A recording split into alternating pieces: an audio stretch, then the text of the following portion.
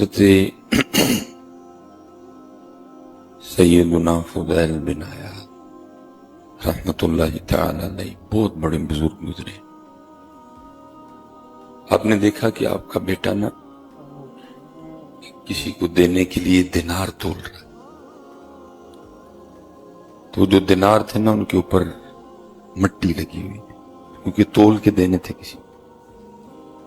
تو ظاہر ہے مٹی کی قیمت تو کچھ بھی نہیں اور دینار تو دینار تھے، لیکن اونا دیناروں کے جو اوپر نقش ہوتا ہے نا بنا، ان پہ مٹی لگی ہے.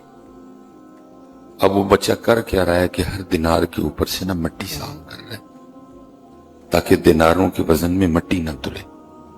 ظاہر ہے جس کو اس کے ساتھ تو زیادتی ہو گئی، مٹی کی کوئی قیمت نہیں، دینار دینار ہے. تو ہر دینار کے اوپر سے مٹی صاف کر رہے ہیں.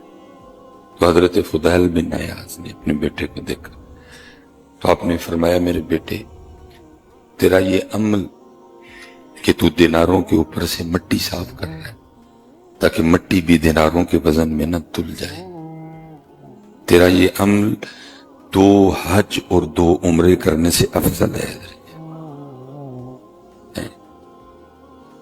تیرا یہ عمل 2 حج اور 2 عمرے کرنے سے افضل ہے. لیکن اللہ معاف فرمائے ہمارا حال عجیب ہے، کم بھی تو لو. آج بھی تقریباً حضرت دودھ لینے جاؤ نا دکانوں پہ تو جو جس سے وہ دودھ دیتے ہیں حضرت تھلوں میں چپ ہے اور سائڈاں تے بھی چپ نہیں حضرت، نیچے سے بھی نا اس کو دبا کے اوپر کر دیا گیا اور ویسے بھی اس کو نا چھوٹے چھوٹے. کم تو لو، ملاوٹ کرو اور پھر کیا کرو، پھر عمرے پہ چلے جاؤ. لیکن وہ کیا فرما رہے ہیں کہ تیرا صرف یہ عمل کہ تو دیناروں کے اوپر سے مٹی صاف کر رہا ہے، یہ 2 حج اور 2 عمروں سے افضل ہے. کبھی کبھی حضرت کوئی اس طرح کا ولی ملتا ہے. ہم حضرت ادھر کو نارووال سائٹ پہ گئے، سردی بڑی زیادہ، تو کچھ چائے پینے کا پروگرام ہمارا بنا. ہم اترے، ہم نے چائے کے لیے کہا تو نظر پڑی تو دکان پہ نا تھوڑی سی برفی بھی رکھی تھی.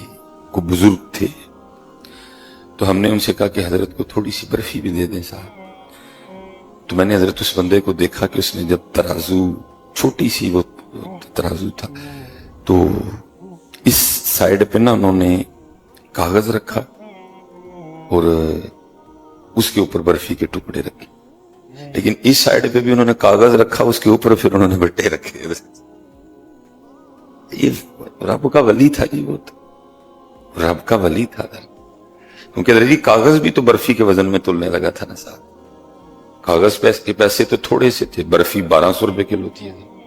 انہوں نے جب اس سائڈ پہ نیچے کاغذ کا ٹکڑا رکھا کہ ظاہر ہے ترازو تو گندا تھا نا، تو اس کے رکھ کے اس کے اوپر انہوں نے برفی کے ٹکڑے.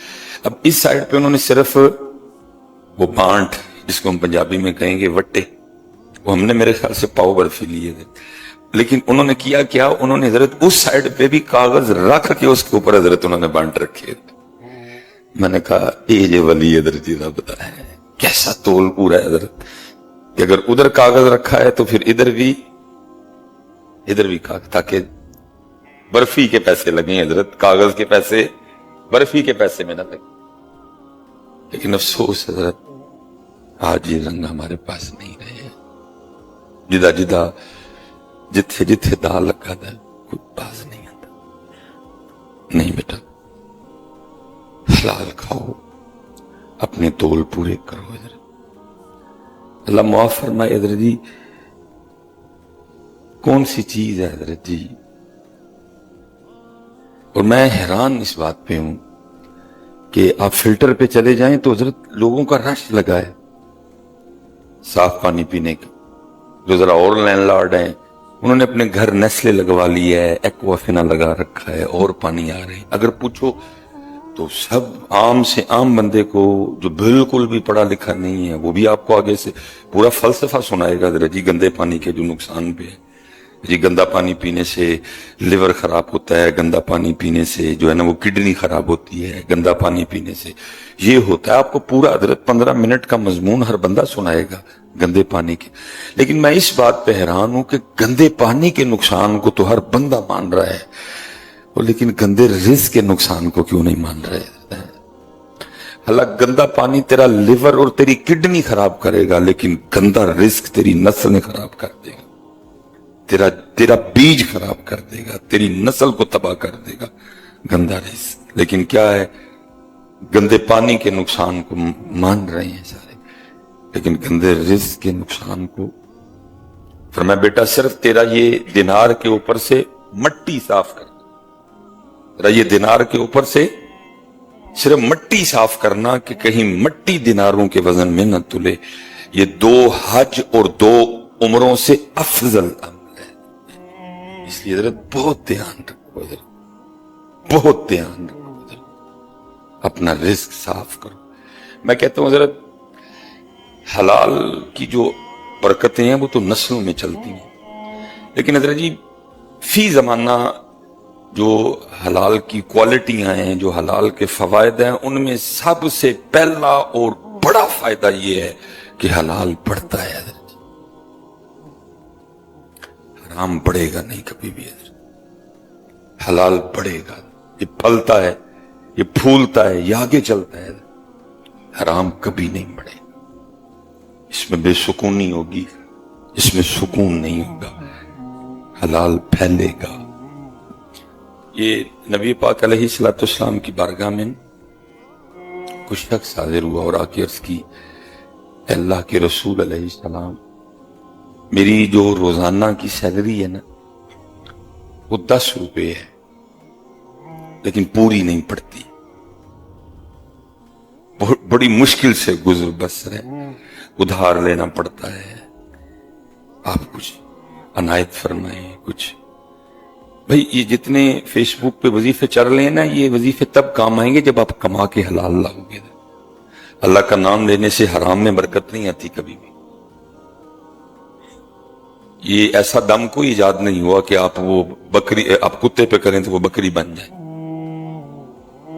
وہ جتنے فیس بک پہ وظیفے لکھے پڑے ہیں نا جی رزق میں اضافہ وہ تب ہوگا جب پہلا کام تو یہ کرے گا کہ تو کما کے گھر میں حلال لائے گا، وہ بڑھے گا اس وظیفے سے. سبحان اللہ و بحمدہ سبحان اللہ العظیم جس سنتوں کے بعد 100 بار پڑھا، یہ اسے حلال بڑھے گا. تو اب کما کے گھر لائی حرام رہا ہے، تو اب گھر میں لائی سود رہا ہے، تو بھائی سبحان اللہ و بحمدہ سے سود میں تو نہیں نا برکت آنی کوئی بھی. سود تو جنگ ہے اللہ اور اللہ کے رسول سے. سورہ یاسین سے، سورہ واقعہ سے اس رزق میں اضافہ ہوگا جس میں تول پورا ہے، جس میں دھوکہ نہیں دیا گیا، جس میں ملاوٹ نہیں ہوئی، جس میں کم نہیں تولا گیا، جس میں فراڈ نہیں ہوا، جس میں ریت نہیں ملائی گئی، جس میں کنکر نہیں ملائے گئے. وہ ان وظائف سے بڑھے گا. جو ہے ہی گندا ہے اس نے کیا پڑھنا اس وظیفے سے، اور بڑھتا ہے اس میں قطعاً کوئی شک اتنی. لیکن پہلی شرط حلال بڑھے گا، حرام نہیں بڑھے گا. تو وہ انہوں نے اس کی اللہ کے رسول کوئی نگاہ نبوت تھی. وظیفے والی بات تو آئی بعد میں، پہلے تو یہ دیکھا جائے گا کہ وجہ کیا ہے. 10 روپے بڑے معقول پیسے ہیں، نہیں پوری پڑ رہی 10 روپے میں. نگاہ نبوت تھی جی، دیکھ لیا معاملہ. آپ نے فرمایا تو اس طرح کر کے جا کے اپنے مالک سے کہے کہ میری جو روزانہ کی سیلری ہے نا، جو روزانہ کے میرے پیسے ہیں وہ 7 روپے کر. اب وہ عرض یہ کر رہے ہیں کہ اللہ کے رسول علیہ السلام 10 روپے لے رہا ہوں روزانہ کی مزدوری اجرت، پوری نہیں پڑ رہی، ادھار لینا پڑتا ہے کچھ نہ کچھ اس طرح. 10 میں پوری نہیں پڑ رہی، کو وظیفہ عطا کریں، کو برکت کی دعا فرمائیں. اور اللہ کے رسول علیہ السلام آگے سے ارشاد فرما رہے ہیں کہ تو 7 کروا لے، 13 پہ جا کے اپنے اور کٹا. انہوں نے آگے سے کچھ عرض نہیں کیا، سمعنا و اطعنا. وہ چلے گئے، جا کے اپنے مالک سے کہا میرے روزانہ کے جو پیسے ہیں وہ 7 روپے کر دے. مالک تو خوش ہو گئے، 13 روپے بچ گئے اس میں۔ لیکن لکھا یہ ہے کہ کچھ دنوں کے بعد وہ حیران رہ گئے، پہلے 10 روپے ہونے کے باوجود ادھار بھی لینا پڑتا تھا اور بھی بڑے معاملے، لیکن اب 7 روپے بھی ختم نہیں ہوتے، 7 روپے بھی ان سے ختم نہیں ہوتے، بچ جاتے ہیں روزانہ۔ بڑے تو اللہ کے رسول علیہ السلام کی بارگاہ میں حاضر ہوئے اور سارا ماجرا جا کے عرض کیا، اللہ کے رسول پہلے 10 روپے تھے، پوری نہیں پڑتی تھی، ادھار لینا پڑتا تھا، ختم ہو جاتے تھے، آپ نے ارشاد فرمایا کہ جا کے 7 کروا دے، 3 کم کروا۔ اللہ دل میں خیال تو آیا تھا 7 میں پوری نہیں پڑ رہی، اللہ کے رسول فرما رہے ہیں، لیکن ماننے والے تھے وہ۔ میں نے جا کے 7 کروا دی، اللہ کے رسول علیہ السلام اب تو 7 ختم ہی نہیں ہوتے، میں دونوں ہاتھ کھول کے اس کو خرچ کر رہا ہوں، ختم ہی نہیں ہوتے، بس بچ جاتے ہیں روزانہ۔ میرا دسترخوان بھی وسیع ہو گیا ہے، اللہ کے رسول اس میں کیا ہے؟ تو نگاہ نبوت نے جو چھپی بات دیکھ لی، آپ نے فرمایا اصل میں بات یہ تھی، تو لے تو 10 روپے رہا تھا، لیکن کام تو صرف 7 روپے کا کرتا تھا، تو ان 3 روپے کی بیچ میں سستی ہو جاتی، 3 روپے کی بیچ میں تھوڑی سی، تو یہ وہ جو 3 روپے کی سستی تھی نا، یہ اس کی بے برکتی تھی کہ جس وجہ سے کام نہیں بن رہا تھا، کیونکہ وہ 3 روپے سستی والے آ رہے تھے، بیچ میں سستی ہو جاتی تھی تھوڑی سی۔ ہم ادھر دیکھا تھا، ہم بھی کرتے ہیں بڑی سستی، یہ جو ہے نا، اللہ تو مسائل کے حوالے سے تو سلسلہ بڑا سخت ہے، لیکن ہم کرتے ہیں سستی ہے۔ میں نے اس لیے کہا کہ تو لے بھی ساتھ جا کے جتنے کا کام کرتا ہے، کیونکہ اب جتنا تو کام کرتا ہے پیسے بھی تجھے آ رہے ہیں، اور یہ بالکل حلال ہے، اور حلال میں اللہ نے یہ کوالٹی رکھی ہے کہ حلال بڑھتا ہے، حلال پھیلتا ہے، حلال پھولتا ہے۔ جب جتنے وظیفے حضرت آپ پڑھ رہے ہیں نا، جتنے وظیفے میں رزق کے لیے پڑھ رہا ہوں، پہلی شرط یہ ہے کہ وہ رزق ہو حلال۔ سورہ یاسین کی برکت پھر اس میں شامل، سورہ واقعہ کی برکت پھر اس میں شامل ہوگی، سبحان اللہ و بحمدہ سبحان اللہ العظیم کی برکت پھر اس میں آئے گی۔ اگر ہے ہی حرام تو پھر اس میں، اس لیے جیسے حضرت گندے پانی کے نقصان کو مان رہے ہو نا، گندے رزق کے نقصان کو بھی مان جاؤ، اور پوری حضرت ہم کوشش کریں کہ اپنا تول پورا کریں، کوشش کریں حضرت جھوٹ نہ بولیں،